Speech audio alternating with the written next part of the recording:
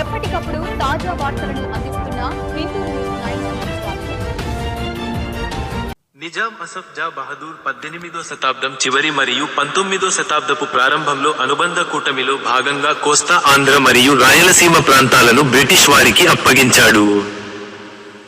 దీనికి ప్రాథమిక కారణాలు మరాఠాలు మరియు టిప్పు సుల్తాన్ నుండి వచ్చిన బెదిరింపుల నుండి బ్రిటిష్ సైనిక రక్షణ కోసం నిజాం యొక్క అవసరం మరియు బ్రిటిష్ అందించిన దళాల ఖర్చులను చెల్లించలేకపోవడం, చివరికి ఈ భూభాగాలను మద్రాసు ప్రెసిడెన్సీకి శాశ్వతంగా కోల్పోవడానికి దారితీసింది.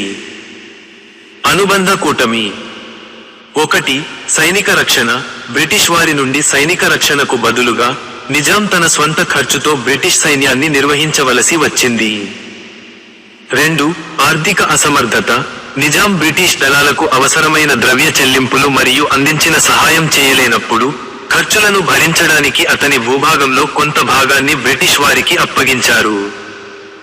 మరియు 3. సార్వభౌమాధికారం కోల్పోవడం.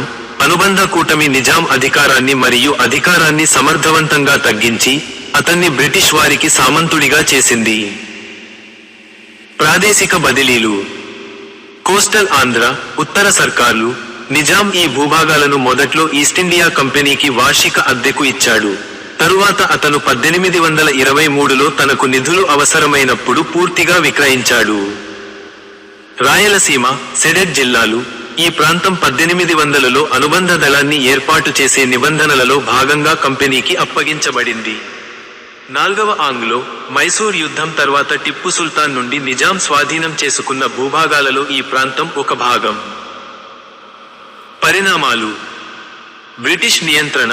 కోస్తా ఆంధ్ర మరియు రాయలసీమ బ్రిటిష్ ప్రెసిడెన్సీ ఆఫ్ మద్రాస్లో భాగమయ్యాయి. అయితే తెలంగాణలోని నిజాం యొక్క మిగిలిన భూభాగాలు బ్రిటిష్ రక్షణలో రాచరిక రాష్ట్రంగా ఏర్పడ్డాయి. ఆర్థిక భారం. ఈ ఏర్పాటు నిజాంపై గణనీయమైన ఆర్థిక భారాన్ని మోపింది, ఎందుకంటే అతను తన స్వంత ఖర్చుతో నిర్వహించే బ్రిటిష్ దళానికి చెల్లించాల్సి వచ్చింది.